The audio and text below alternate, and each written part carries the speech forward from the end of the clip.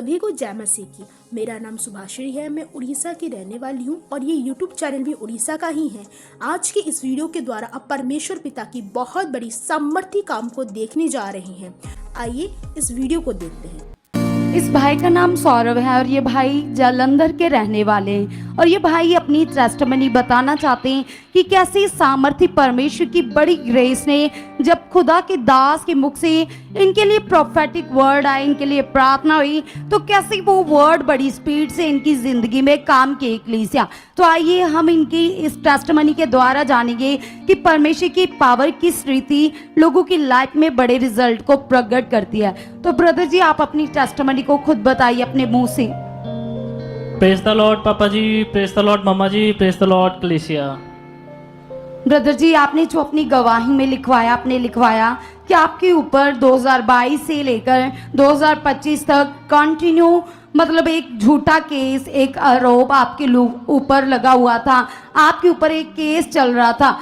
और बताइए कौन कौन से केस थे वो दो जो आपके ऊपर फाइल हुए थे? वो 379 और 411। ये किस किस चीज के केस होते? चोरी के, डकैती के और कुछ है ना, किसी से छीन लेना या सब।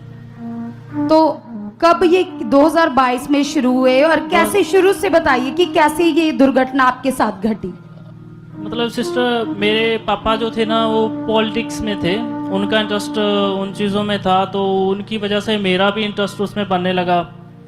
तो उनके ही कामों में मैं ऐसे मतलब जैसे ग्रुप होता था ना, हमारा टीम होती थी, तो अलग अलग शहरों में जाते थे, लोगों से मिलते थे। तो ऐसे ही मतलब किसी एंटी पार्टी के द्वारा ना मेरे और मेरे पापा के ऊपर एक झूठा केस फाइल कर दिया गया। वो केस फाइल हुआ 2020 में और 2022 में पापा की तो डेथ हो गई, तो पापा का तो नाम उसमें से निकल गया, पर बचा मैं। और मेरा मतलब जब वो केस फाइल हुआ था ना, तो उस केस में 4-5 बंदों का नाम इन्वॉल्व हुआ था जो जिनको मैं नहीं जानता था, अननोन थे मेरे लिए। तो वो कुछ काफ़ी क्रिमिनल लोग थे जिनमें मेरा भी नाम जोड़ दिया गया और 2 महीने मुझे जेल में बंद कर दिया गया। और आपने बताया कि जब आपके फादर जीवित थे उस समय आप सोशल वर्क कुछ करते थे, सोशल वर्कर थे आपके फादर भी और आप भी, और आप भलाई के कई प्रकार के काम करते थे। और जो एंटी पार्टी थी वो आपके विरोध में थी और उन्होंने ये आरोप झूठे आपके ऊपर और आपके फादर के ऊपर लगाए। तो आपने बताया कि जब फादर की डेथ हो गई तो उसके बाद आप पूरी तरह से अकेले पड़ चुके थे, डिप्रेस्ड थे और उस समय आपको जेल के अंदर भी रहना पड़ा। तो आप उसके बारे में बताइए ब्रदर। सिस्टर, जेल में रहना एक नरक से भी बदतर जीवन है। वो ना खाना ना पीना, मतलब मैं बताना चाहता हूँ कि जब मैं जेल में गया तो मैंने 6-7 दिन तक तो खाना ही नहीं खाया। खाना खाने का लायक ही नहीं होता, जानवर भी ऐसा खाना नहीं खाते।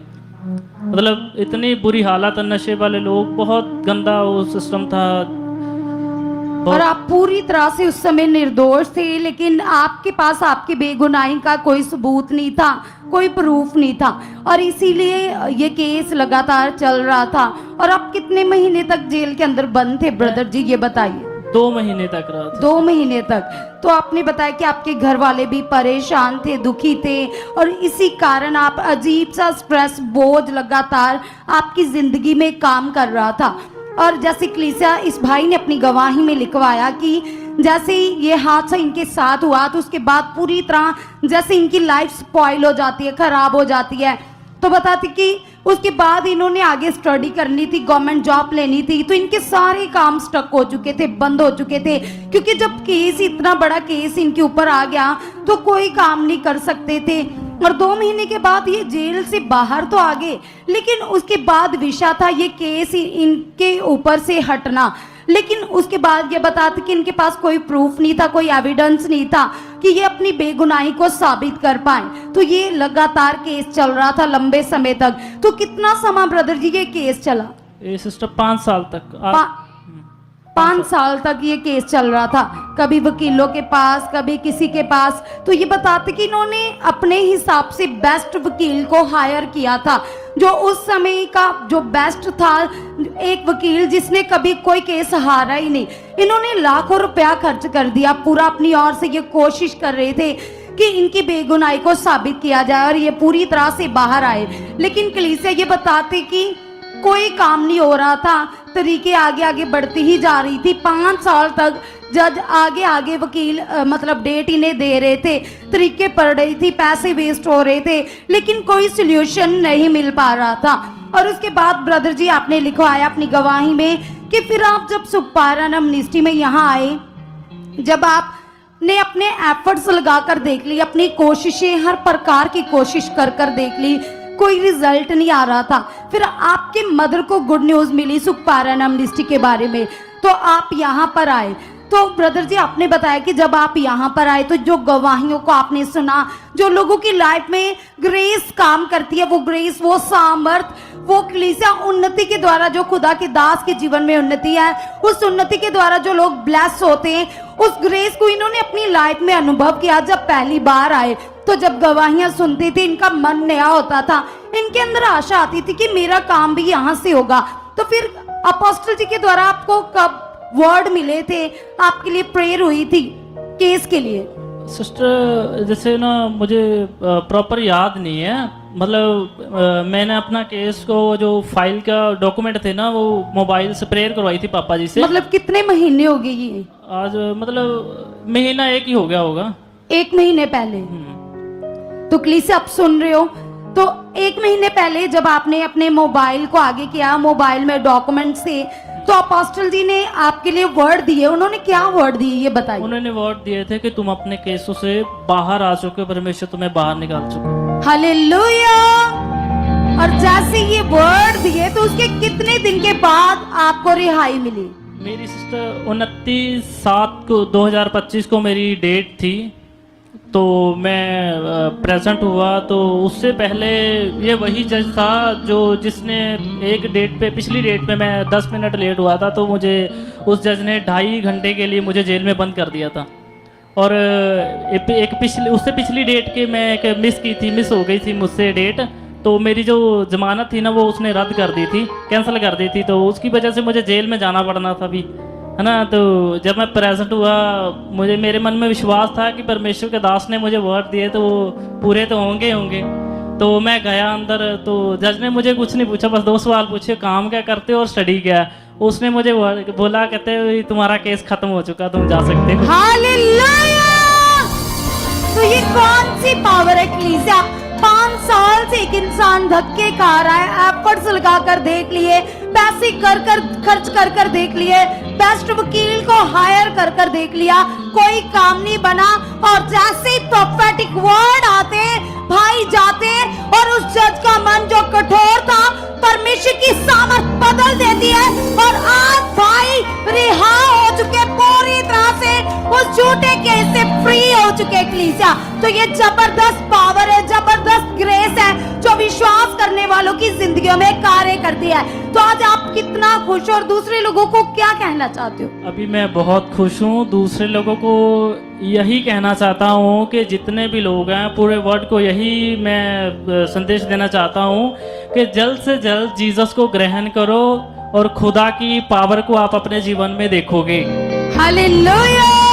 तो सब जन इस पावरफुल टेस्टिमनी के लिए, इस जबरदस्त गवाही के लिए हालेलुया, हालेलुया, धन्यवाद करेंगे।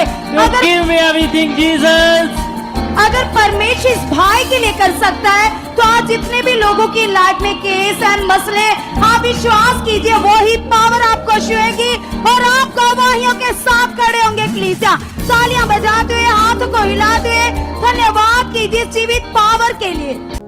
मैं जब सुन रहा था तो ये बोल रहा है कि मैं आधा घंटा लेट हो गया जज के सामने जाने में। उसने मुझे 2.5 घंटे जेल में डाल दिया। सोचो ये बात, एक जज के सामने तुम उसके लॉ को गड़बड़ करते, तो उसने आधा घंटा लेट से क्या कर दिया, 2.5 घंटे जेल में डाल दिया। और फिर एक और क्या था, एक दिन पूरा उसके सामने गए नहीं, तरीक नहीं भुगती। क्या हुआ था, एक दूसरी बात थी, थोड़ा सा मैं भूल गया। दूसरी बात क्या थी? हाँ, दूसरी बात भी बताओ। दूसरी बात पापा जी, मैं प्रेजेंट नहीं हुआ था तो उन्होंने वही एक दिन मैं वही बात कर रहा हूँ कि गया एक नहीं दिन तो- उसके सामने हाजिर भी हुए, हाँ, तो उससे क्या होगा, जो बेल थी वो कैंसिल कर दी कैंसिल कर दी उसने। जी। सोच लो, तो तुम, वो एक जज है, जज के सामने लॉ गड़बड़ करोगे उसका तो ऐसे सजा देता है। तो हम खुदा के सामने, जज क्या है खुदा के सामने, उसके सामने आते हो, जो दिल में आता है, जो मन में आता करते हो हैं। अरे आधा घंटा लेट आने की वजह से उसने 2.5 घंटे इसको जेल में डाल दिया। किसको पता होना चाहिए, कोर्ट है, ये कचहरी है। समझ आ रही है आप लोगों को भी, जो पीछे बैठे ये वर्शिप करते हैं, कभी आए कभी नहीं आए, कभी लेट आए कभी कुछ कर दिया। इनके बीच में भी कुछ होते हैं अजीब से लोग। कितनों को बात समझ आ रही है?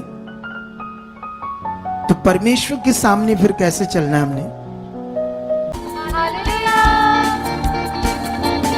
हमारे चर्च का पता है GT road Manawala, Delhi public school, new bypass, Tarn Taran road, Rajyawal चौक। आप अगर दूर से आ रहे हो या किसी दूसरी स्टेट से आ रहे हो तो आपको 2 या 3 दिन तक यहाँ चर्च में रुकना होगा, ताकि हम आपको वो बातें बता सकें जिससे आपका निश्चय छुटकारा होगा।